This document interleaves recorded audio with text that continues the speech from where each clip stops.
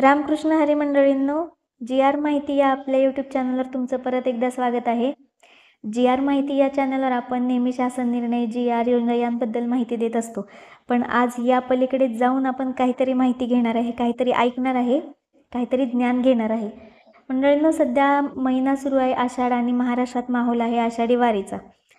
ही आषाढी वारी अर्थातच पंढरपूरच्या विठ्ठलाची आहे. आपण ही दरवर्षी वारी बघतो, दरवर्षी न्यूजमध्ये त्याचे अपडेट्स घेतो, कुठून निघते, कुठपर्यंत पोहोचली, काय.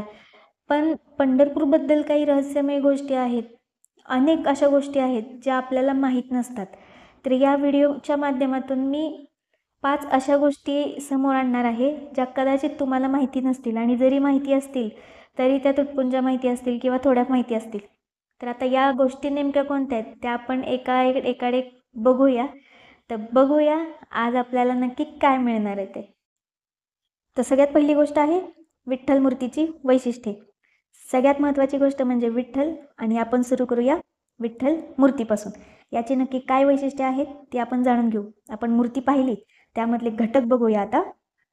तर बघा, ही जी विठ्ठलाची मूर्ती आहे ही स्वयंभू असून देवाला विष्णूचा अवतार मानला जातो, हे आपल्याला माहिती आहे. तर यामुळे पंढरीतील मूर्तीवर या सर्व खुणा आणि चिन्ह आहेत.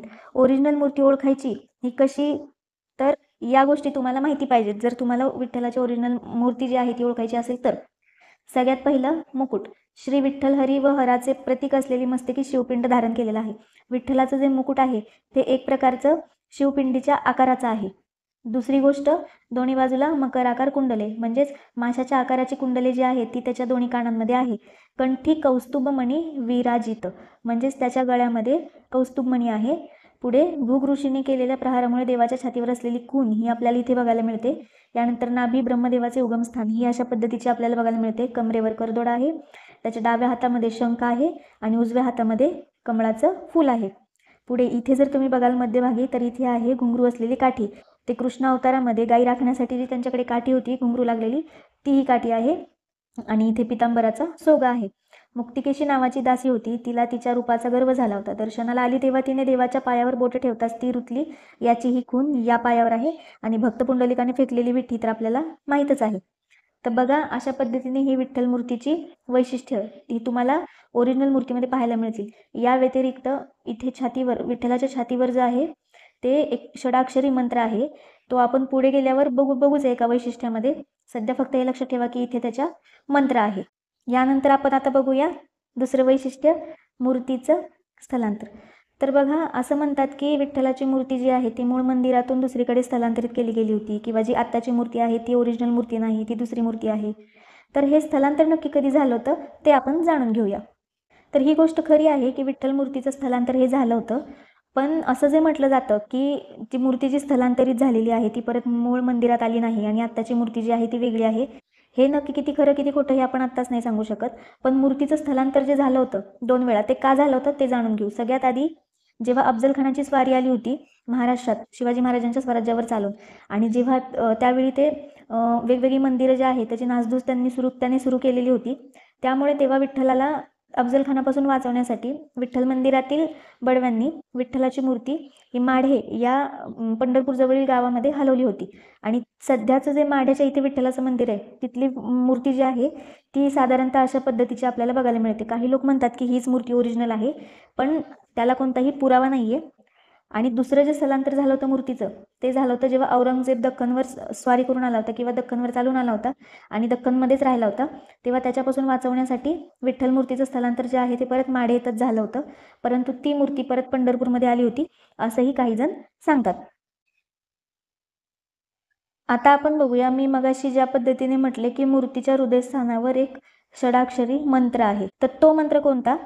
श्री स्पर्शाद्यम सत्यनामाद्यम शणषटू सदीर्घकम षटषटू दिनंत्यंदिन स सारंतम बिदर्बुधा श्रीवत्स. हा अशा पद्धतीने छातीवर हा मंत्र कोरलेला आहे. हा माढे येथील विठ्ठल मूर्तीच्या छातीवर आपल्याला दिसून येतो, पण पंढरपूरच्या विठ्ठल मूर्तीच्या छातीवर हा मंत्र आपल्याला दिसून येत नाही. पुढचं वैशिष्ट्य आपण बघूया, विठ्ठलाचे सेवेकरी. तर मंडळींनो, तुम्ही जर पंढरपूरमध्ये गेले असाल तर तुम्ही बघता विठ्ठलाच्या मूर्तीच्या तिथे व्यवस्थित वेगवेगळी अरेंजमेंट असते. विठ्ठलाची पहाटे 4 पासून ते रात्री 11 पर्यंत नित्य सेवा जी आहे ती होत असते. आणि हे सेवेकरी कोण आहेत? ते आता आपण जाणून घेऊ. तर मंडळींनो, विठ्ठलाचे पहिले सेवेकरी आहेत पुजारी. पुजारी म्हणजे कोण? पुजारींचं काम काय असतं? तर मूर्तीला स्नान घालणे, सात चढविणे आणि उतरवणे, मूर्तीवर दागिने, फुले, हार, चंदनाची उटी लावणे, आरती ओवाळणे आणि नैवेद्य दाखवणे. दुसरे आहेत बेनारे. यांचं काम असतं पूजेच्या वेळी मंत्रोच्चाराचं पठण करणे. तिसरे आहेत परिचारक. यांचं काम आहे काकड आरतीस हजर राहणे, बडव्यांच्या हातातील काकडा पुजाऱ्यास देणे, दुपारती वेळी धूप आणि आरती ओवाळत प्रदक्षिणा करणे, मूर्ती स्नानासाठी पाणी आणणे, पण फक्त पंचामृत पूजेवेळी, आणि यजमान पूजेसाठी धूप आणि वातींची तरतूद करणे. डिंगरेंचं काय काम असतं? तर देवाचा साथ झाल्यावर, म्हणजे देवाचं जेव्हा आपण आवरून होतं, त्याची आंघोळ वगैरे होते, तेव्हा त्याला आरसा दाखवायचं काम हे डिंगरे करत असतात आणि देवापुढे रांगोळी काढायचं काम डिंगरे करत असतात. डांग्यांचं काय काम आहे? तर काकड आरती ते शेजारती ते मंदिरात उपस्थित राहतात. नित्यपूजेच्या वेळी सुद्धा ते सुव्यवस्था राखतात आणि हातात दंड घेऊन चोपदाराचे कर्तव्य पार पाडतात. दिवट्यांचं काय काम आहे? तर काकड शेजारती याच्या वेळी हातात दिवटी घेऊन ते मंदिरात हजर राहतात. तर लक्षात घ्या, काकड आरती जी आहे ती पहाटे 4ला होते आणि शेजारती जी आहे ती संध्याकाळी, म्हणजे रात्री खूप उशिरा होते. हरदासांचं काय काम आहे? तर नैमित्तिक पूजेवेळी आरती घेणे, नमूद पवित्र दिवशी कीर्तन करणे आणि आषाढी कार्तिक वद्य दिवशी काला करणे, हे हरदास भाटांचं काम आहे. काला हा नेहमी पौर्णिमेच्या दुसऱ्या दिवशी होतो. म्हणजे आता यावर्षी जर समजा 21 तारखेला गुरुपौर्णिमा आहे, तर 22 तारखेला काला होतो आणि वारी संपते. चौथं वैशिष्ट्य बघूया आपण, विठ्ठल शब्दाचा नेमका अर्थ काय? विठ्ठल शब्दाचा वेगवेगळ्या संतांनी किंवा वेगवेगळ्या पुराणांमध्ये वेगवेगळा अर्थ दिलाय. आपण इथे 2 अर्थाचे प्रवाह बघूया विठ्ठल शब्दाचे. पहिला प्रवाह आहे विठोबा आणि विठ्ठल शब्दशः वेगवेगळी फोड करून. तर बघा, विठोबा हा शब्द जो आहे तो संत तुकारामांनी वापरलेला आहे आणि त्याचा अर्थ ते असं सांगतात, वि म्हणजे ज्ञान असं अर्थाने आणि ठोबा म्हणजे आकार. म्हणजे संत तुकाराम हे विठ्ठलाला ज्ञानाचा एक मोठा आकार किंवा ज्ञानाची मूर्ती असं म्हणतात. आणि पुराणांमध्ये विठ्ठलची फोड वि, ठ आणि ल 3 शब्दामध्ये केली. वि म्हणजे विधाता म्हणजे ब्रह्मदेव, ठ म्हणजे नीलकंठ म्हणजेच महादेव आणि ल म्हणजे विष्णू. अशा अर्थाने विठ्ठल म्हणजे ब्रह्म, विष्णू आणि महेश या तिघांचे एकत्रित रूप आहे हे पुराणांमध्ये सांगितलेलं आहे. आणि विठोबा आणि विठ्ठल असे 2 आपण अर्थप्रवाह आहेत ते बघितलेले आहेत. काही जण विटेवरी उभा म्हणूनही विठ्ठल म्हणतात. असे बरेचसे अर्थप्रवाह आहेत, आपल्याला ते माहितीच आहेत. आपण आपल्या व्हिडिओमधलं आता शेवटचं वैशिष्ट्य बघू आणि इंटरेस्टिंग असं वैशिष्ट्य बघू, विष्णुपद. पंढरपूरला तुम्ही आलात आणि विष्णुपदला जर व्हिजिट केली नाही तर तुमची पंढरपूरची जी भेट आहे ती कदाचित वाया जाण्याची शक्यता असते. तर असं का? तर विष्णुपद हे पंढरपूरच्या अगदी जवळ असलेलं एक असं ठिकाण आहे जिथे बालकृष्ण हे गायींना चरण्यासाठी आपल्या सवंगड्यांसोबत येत असत असं म्हटलं जायचं. आणि या विष्णुपदाच्या ठिकाणी त्यांच्या गायींचे आणि श्रीकृष्णांच्या पायाचे देखील ठसे आहेत. इथे येऊन ते काला करत असत. त्याला गोपाळपूर असंही नाव आहे. तर अशा पद्धतीने तुम्ही बघू शकता, इथे गायींच्या पायाचे ठसे तुम्हाला दगडावर दिसू शकतात. हे दर्शनासाठी नेहमी खुले असतात. इथे तुम्ही बघू शकता, इथे श्रीकृष्णाच्या पायाचे ठसे आहेत, गायींच्या पायाचे ठसे आहेत. तर अशा पद्धतीने विष्णुपद हे 5वं वैशिष्ट्यपूर्ण ठिकाण आहे जे पंढरपूरच्या जवळ आहे. तर मंडळींनो, आज आपण पंढरपूरबद्दल अशी 5 वैशिष्ट्य पाहिलेली आहेत. ही वैशिष्ट्ये तुम्हाला कशी वाटली हे नक्की सांगा.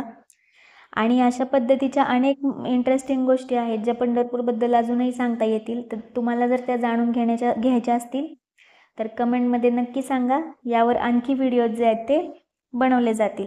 तर ही जी महत्त्वाची रंजक अशा गोष्टी होत्या विठ्ठलाबद्दल, त्या इतरांसोबतही तुम्ही शेअर करा. आपल्या चॅनलला जर सबस्क्राईब केलं नसेल तर ते लगेच सबस्क्राईब करा. आपल्या चॅनलवर शासन निर्णय, शासकीय योजना आणि इतर जी महत्त्वपूर्ण माहिती आहे, जी सामान्य नागरिकांना माहिती असायला पाहिजे, याबद्दल मार्गदर्शन केले जाते, ती माहिती शेअर केली जाते. धन्यवाद.